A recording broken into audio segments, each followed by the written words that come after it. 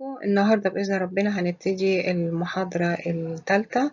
ولو نتذكر إن المحاضرة السابقة كنا انتهينا منها فيما يخص جزئية تقسيم الفترات الزمنية اللي مر بيها علم الجغرافيا إلى 3 فترات تقريبا، وقلنا إن كل فترة منهم كان فيها مجموعة كبيرة من العلماء المشهورين، سواء كان من الأوروبيين أو من العرب. إن شاء الله النهاردة هناخد منهم تقريبا 4 علماء وهنتكلم عنهم باستفاضة. طبعا الترجمة موجودة قدامكم، فكل اللي يهمكم هو طريقة نطق النص الإنجليزي. فأنا هقرأ النص على بعضه، ولو تلاحظوا إن هناك بعض الكلمات اللي واخدة لون مختلف عن النص الإجمالي. ده معناه إن الكلمات دي ليها ترجمة أو ترجمتها واضحة قدامكم في الجزء الأخير اللي هو فيه ترجمة باللغة العربية، وإن الكلمات دي مهم إن احنا نعرف معناها، لأنها قد تكون مصدر للسؤال في الامتحان. فيما يخص النص اللي قدامنا أو الشريحة الأولانية هنقراها كلها على بعضها وبعدين نبتدي نترجم بشكل عام. The famous geographer through the history. Number 1 أو أول واحد Eratosthenes, father of geography, born 276 BC in Cyrene, North Africa, now Shahat, Libya. Died 194 BC in Alexandria, Egypt. Eratosthenes was a Greek mathematician, geographer, poet, astronomer, and music theorist. He was a man of learning, becoming the chief librarian at the Library of Alexandria. He invented the discipline of geography, including the terminology used today. He is the first person to calculate. وعلشان نعرف نقرأ الكلمة دي يفضل إنها تتقسم إلى جزئين، وهي circumference. circumference اللي هي محيط الأرض of the earth, which he did by applying a measuring system using stadia, which was a standard unit of measure during that time period. His calculation was remarkably accurate. He was also the first to calculate the tilt of the Earth's axis. Additionally, he may have accurately calculated the distance from the Earth to the Sun. النص اللي قدامنا بيتكلم عن إيراتوستينوس the father of geography، أبو الجغرافيا. born يعني اتولد في سنة 276 BC قبل الميلاد في مدينة بيطلق عليها حاليا مدينة شحات في ليبيا. died وتوفى في سنة 194 قبل الميلاد في مدينة الإسكندرية في مصر. Eratosthenes was a Greek mathematician، يعني هو كان متخصص، هو يوناني متخصص في علم الرياضيات وكمان في الجغرافيا. poet يعني شاعر. astronomer متخصص في علم الفلك. and music theorist يعني مؤلف موسيقي. He was a man of learning، يعني كان راجل بيحب التعليم. becoming a chief librarian at the Library of Alexandria، يعني أصبح مدير لمكتبة الإسكندرية. طبعا ده في العصر القديم أيام ما فتح الإسكندر الأكبر مصر. He invented the discipline of geography، يعني هو أول ما نخترع الوصف الجغرافي including متضمنا the terminology used today، متضمنا المصطلح اللي ما زلنا بنستخدمه حتى الآن وهو مصطلح geography أو جغرافيا. يبقى معنى ذلك أن إيراتوستينوس هو أول من أعطى لهذا العلم اسمه. He is the first person to calculate the circumference، اللي هو أول من استطاع إنه يحسب محيط الأرض، which he did by applying a measuring system using stadia. عن طريق استخدام وحدة قياس كان بيطلق عليها استيديا. هذه أو وحدة القياس دي كانت بتستخدم ومعروفة في ذلك الوقت اللي هو الوقت اللي كان عايش فيه إيراتوستينوس. His calculation was remarkably accurate، يعني كان دقيق جدا. الحساب اللي هو حسبه لمحيط الأرض كان دقيق. كلمة محيط الأرض المقصود بها اللي هي وسط الكرة الأرضية، اللي هي يعني منطقة خط الاستواء، الدائرة اللي موجودة حوالين وسط الكرة الأرضية، ده المحيط المقصود به. He was also the first to calculate the tilde اللي هي درجة ميل of the Earth's axis، درجة ميل محور الأرض. احنا عارفين ان محور الأرض ما هوش قائم ولكن فيه ميل خفيف، وهو استطاع ان هو يحسب هذا الميل. Additionally يعني بالإضافة إلى he may have accurately calculated، وبالإضافة إلى أنه استطاع حساب the distance from the earth to the sun، استطاع أن يحسب بدقة المسافة بين الأرض والشمس. The first map of the world based on the available geographical knowledge of the era. In his 3-volume work, Geography, Greek Geographica, he described and mapped his entire known world. The names of over 400 cities and their locations were shown, even dividing the Earth into 5 climate zones, 2 freezing zones around the pole, 2 temperate zones, and a zone encompassing the equator and the tropics. He had invented geography. He created terminology that is still used today. احنا ما زلنا بنتكلم عن إيراتوستينوس. فالنص اللي قدامنا بيقول إن هو أول من رسم خريطة للعالم على أساس المعرفة الجغرافية المتاحة ليه في تلك الحقبة. إيرا يعني حقبة زمنية. In his 3-volume في كتاب مكون من 3 مجلدات 3 volume، فإن الجغرافيا أو باللغة اليونانية بيتقال عليها جغرافيكا وصف described وصف ورسم and mapped رسم his entire known world، يعني العالم المعروف له بالكامل في ذلك الوقت. يعني فكرته عن العالم حطها في شكل وصف ورسم، يعني خريطة. وحدد أسماء ومواقع أكثر من 400 مدينة 400 cities and their location were shown على هذه الخرائط. كمان even dividing the earth into 5 climate zones، قسم الأرض إلى 5 مناطق مناخية، 2 منهم 2 freezing zone، 2 منهم freezing zone around the pole، يعني 2 منهم مناطق متجمدة around the pole يعني حول القطب. 2 temperate zone، و2 من المناطق المعتدلة and a zone، ومنطقة واحدة تشمل encompassing the equator and the tropics، تشمل خط الاستواء والمنطقة المدارية. equator هو خط الاستواء and the tropics اللي هي المنطقة المدارية.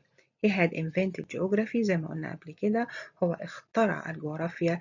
he created terminology، واخترع المصطلح أو ابتكر المصطلحات التي لا تزال that is still used today، التي ما زلنا نستخدمها حتى الوقت الحالي.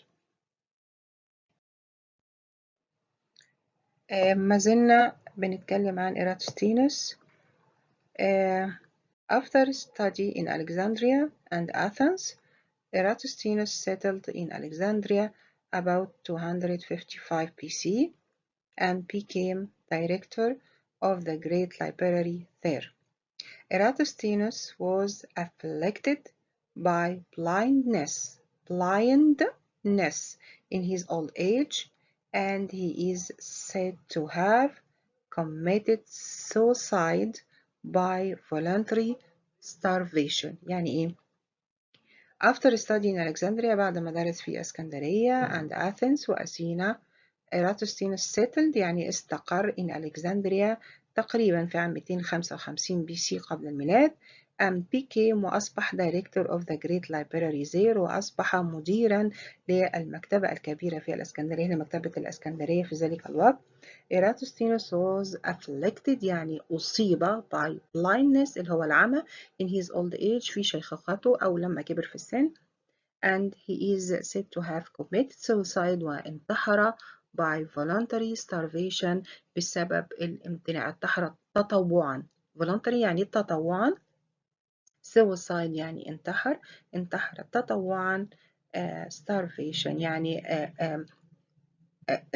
يعني امتنع عن الطعام بإرادته. ده المقصود كلمة starvation يعني التجويع أو الامتناع عن الطعام. voluntary متطوعا. suicide انتحر.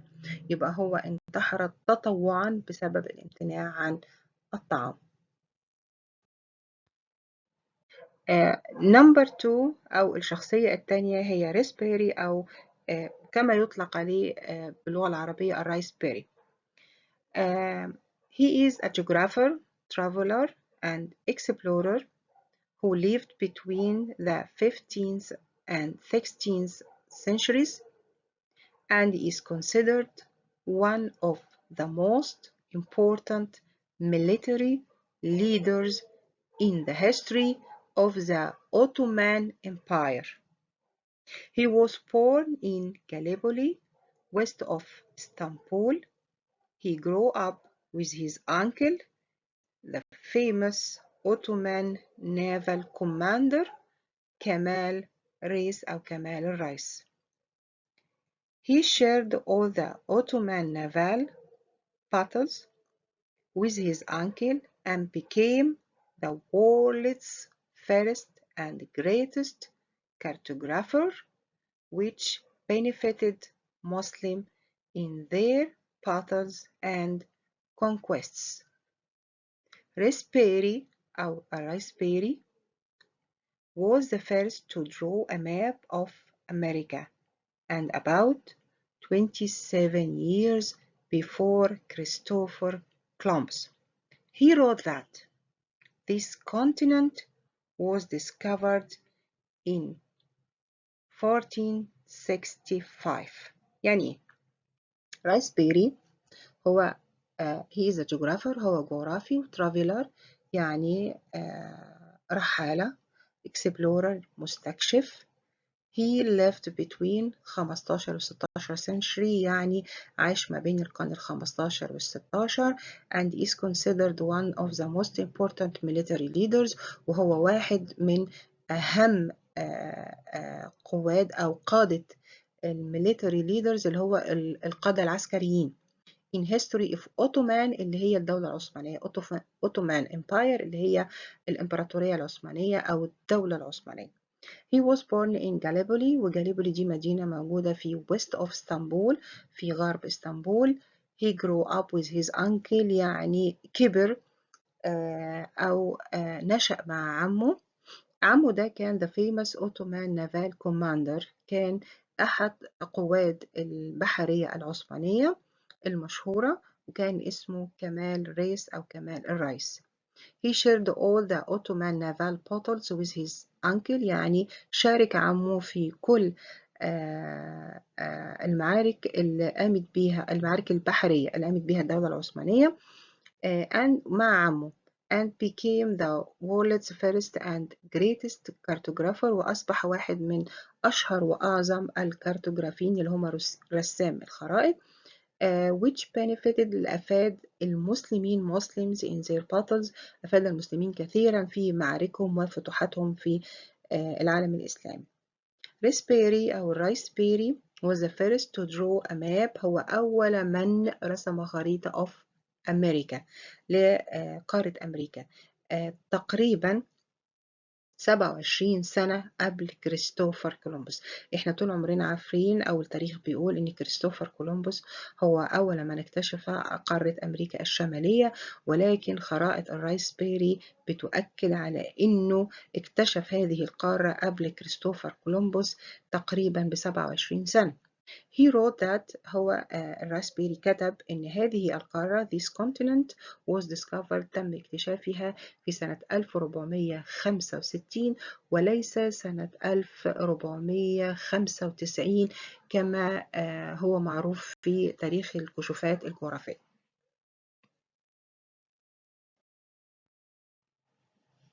This map has put Western scientists in great trouble because they were painted many years before Columbus' known discovery, meaning that the Ottomans arrived on the American coast before Columbus was born. Recognition that strip the west of many of the geographical discoveries they are proud of. Paris map to describe the world.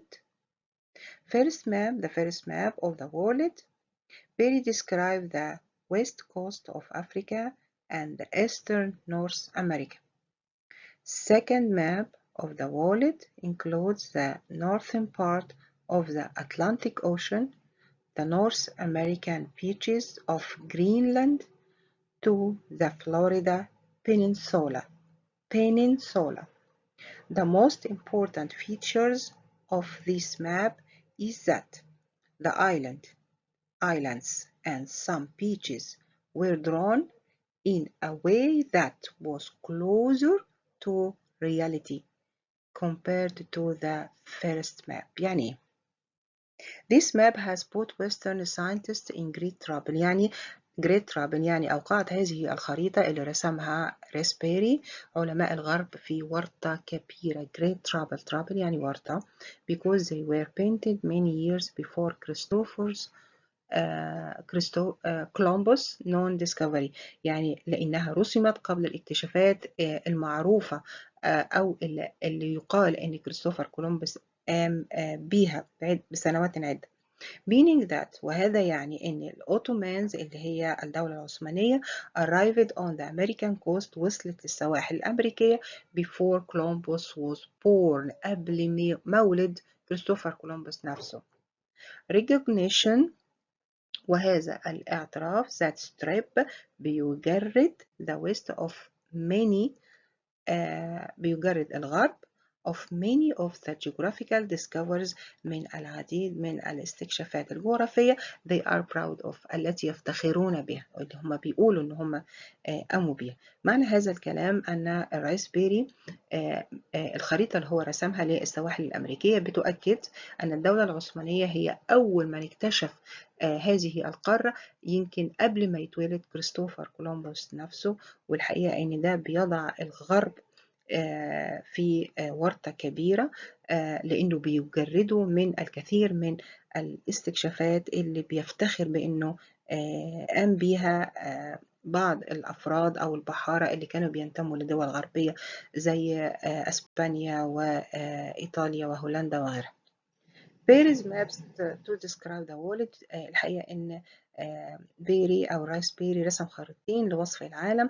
The first map الخريطة الأولانية of the world للعالم كانت describes بتصف the west coast يعني الساحل الغربي of Africa من أفريقيا and eastern North America والسواحل الشرقية من أمريكا الشمالية. Second map of the world الخريطة الثانية كانت بتتضمن include the northern part of the Atlantic Ocean الجزء الشمالي من المحيط الأطلنطي North America Beach of Greenland يعني السواحل الشمالية من جزيرة جرينلاند to the Florida Peninsula يعني وحتى سواحل شبه جزيرة فلوريدا. انتوا عارفين فلوريدا موجودة في أقصى جنوب الولايات المتحدة الأمريكية من جهة الشرق ودي شبه جزيرة بتطل على المحيط الأطلنطي.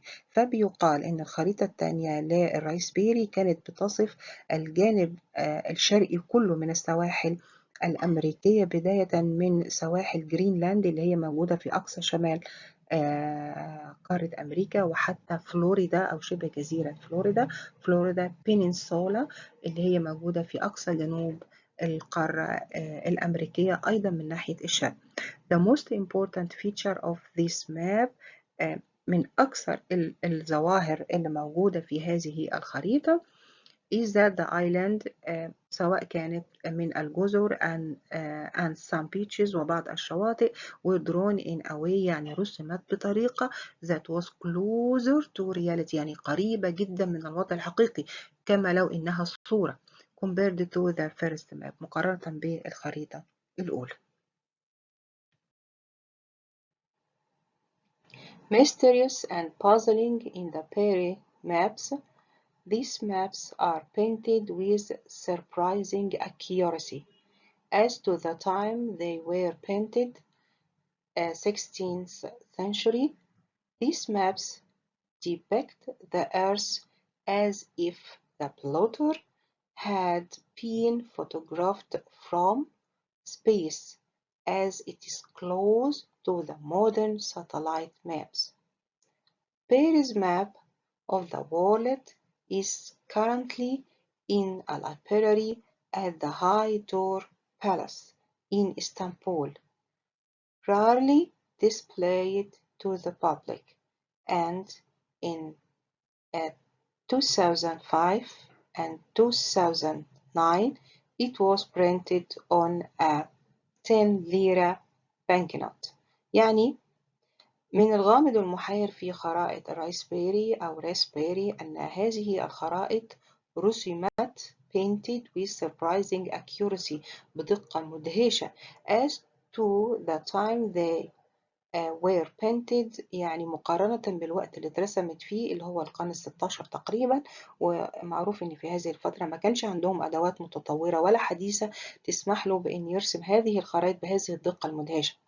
This map depict فهذه الخريطة كانت بتصور depict the earth كانت بتصور الأرض as if the plotter وكما لو أن اللي قام برسمها had been photographed from space كما لو أنه مصورها من الفضاء. as it's close to the modern satellite maps فهي قريبة الشبه جدا بالصور اللي بتتاخد من الساتلايتس في الفضاء اللي هي الأقمار الصناعية.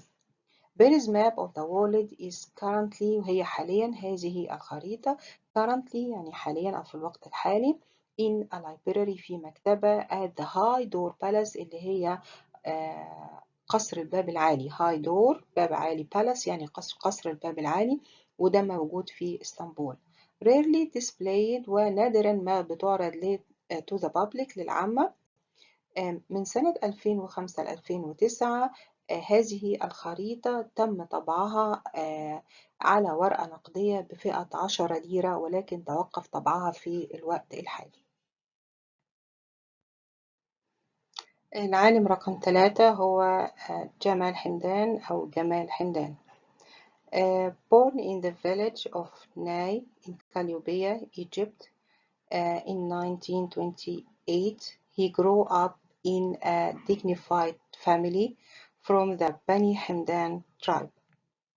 Hamdan received his Bachelor of Art in Geography from the Egyptian University in 1948. He was appointed to college and traveled on a mission the following year to England to complete his studies to return in 1953 with a PhD. He joined the faculty in the geography department until he resigned in 1969 and devoted himself to research and writing until his death. جمال حمدان هو عالم مصري اتولد في قرية ناي village of ناي تبع محافظة القليوبية سنة 1928 وتربى ونشأ في dignified family يعني أسرة كريمة from the بني حمدان من قبيلة بني حمدان tribe قبيلة بني حمدان أو tribe. حمدان received his baccalaureate يعني حصل على Bachelor of Art اللي هو ليسانس الآداب في الجغرافيا from the Egyptian University من الجامعة المصرية سنة 1948. He was appointed to college يعني عين معيدا بالكلية and traveled وسافر on a mission في بعثة أو في مهمة علمية. The following year السنة اللي بعدها يعني بعد ما تعين بسنة على طول سافر to England to complete his studies حتى يستكمل دراسته. to return وعاد سنة 1953 وهو معاه الدكتوراه.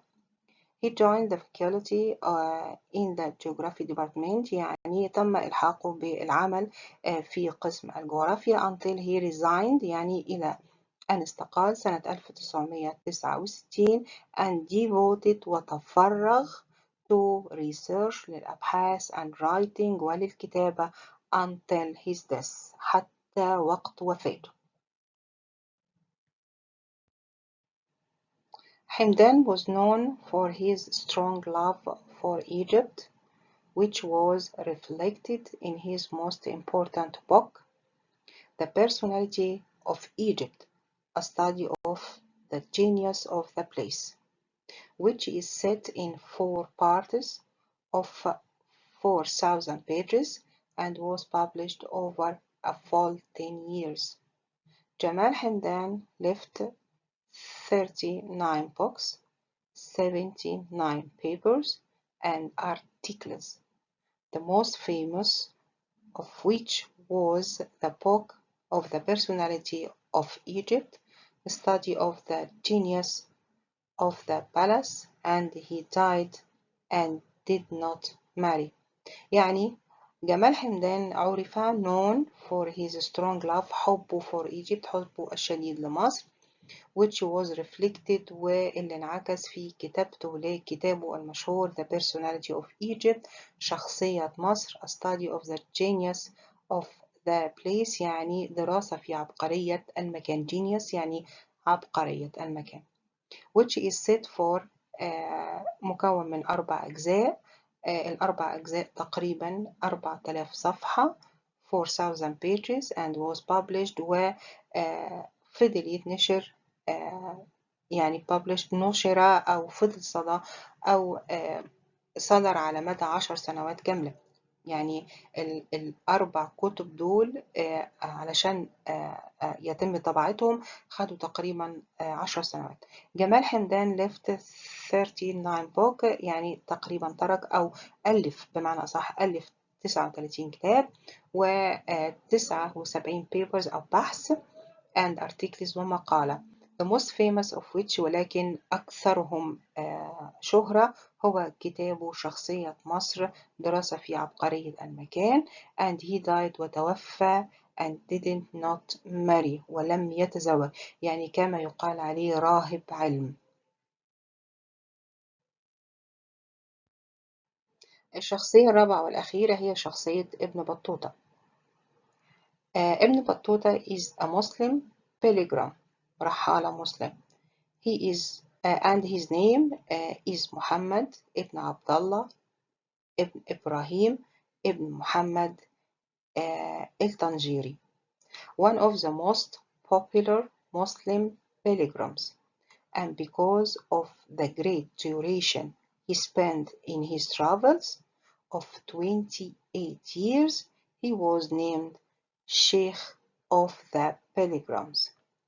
Ibn Battuta was born in Tangier, Morocco in 703 AH يعني سنة 703 هجريا. Ibn Battuta went out on his first trip at the age of 21 and the donkey was the first means he used to move around, where he began his journey to Mecca to perform Hajj. It took nearly 30 years to travel to the entire Muslim world, from the North and West Africa to Southern and Eastern Europe, the Indian subcontinent, Southeast Asia, and Eastern China. يعني إيه الكلام ده؟ ابن بطوطة هو مسلم بيلجرام. مسلم بيلجرام يعني رحالة مسلم. His name كان اسمه محمد ابن عبد الله ابن إبراهيم ابن محمد الطنجيري. One of the most popular Muslim pilgrim، يعني هو واحد من أشهر الرحالة المسلمين، لأنه بسبب المدة الطويلة اللي قضاها في رحلاته، تقريبا 28 years 28 سنة. he was named، عشان كده سمي بشيخ الرحالين. ابن بطوطة اتولد في طنجة في موروكو اللي هي المغرب في سنة 703 هجريا. وابن بطوطة خرج في رحلته الأولى وكان عمره تقريبا 21 سنة، وكانت أول وسيلة استخدمها في رحلته وسيلة انتقال هي كانت الحمار، استخدامها للتنقل، حيث بدأ رحلته الأولى متجها إلى مكة لأداء فريضة الحج. خد حوالي 30 سنة علشان يلف كل العالم الإسلامي، بداية من نورث أند ويست أفريقيا، من شمال إلى غرب أفريقيا، ومن ثم منها إلى جنوب وشرق أوروبا، ثم أيضا سافر إلى شبه القارة الهندية وساوث إيست إيجيا، يعني جنوب شرق آسيا، وأيضا وصل إلى شرق الصين. The book he wrote, known as Ibn Battuta's Journey, is an important document in which he recorded all his travels, as this book was considered a document that focused on many historical, cultural, social, political aspects of the Islamic world, as well as the writings of Ibn Battuta, the Maldives, India, East and West Africa, and Asia Minor are an important source of history of all these countries. يعني إيه؟ الكتاب اللي كتبه ابن بطوطة باسم رحلة ابن بطوطة كان يعتبر من أهم الوثائق المهمة اللي كتبت عن كتبت عن أو سجلت رحلاته. وهذا الكتاب يعتبر وثيقة هامة جدا بتلقي الضوء أو يعني ذات نظرة ثاقبة على بعض النواحي التاريخية والثقافية والاجتماعية والسياسية للعالم الإسلامي. كمان شكلت كتاباته as well as writing of ابن بطوطة هذه الكتابات عن جزر المالديف، إنديا، East and West Africa، شرق وغرب أفريقيا، and Asia Minor، وآسيا الصغرى، مصدر مهم جدا لتاريخ هذه البلدان. يعني by the way آسيا الصغرى أو الإيجيان ماينور المقصود بها حاليا هي المنطقة المنحصرة ما بين البحر المتوسط والبحر الميت اللي هي حاليا بتشغلها تركيا. يعني المقصود بكلمة إيجيان ماينور هي تركيا. يا ريت المعلومة دي تثبت شوية. إيجيا ماينور أو آسيا الصغرى المقصود بها هو المنطقة المحصورة ما بين البحر المتوسط والبحر البحر الأسود، البحر الأسود مش البحر الميت، وهذه المنطقة اللي بتشغلها حاليا هي دولة تركيا.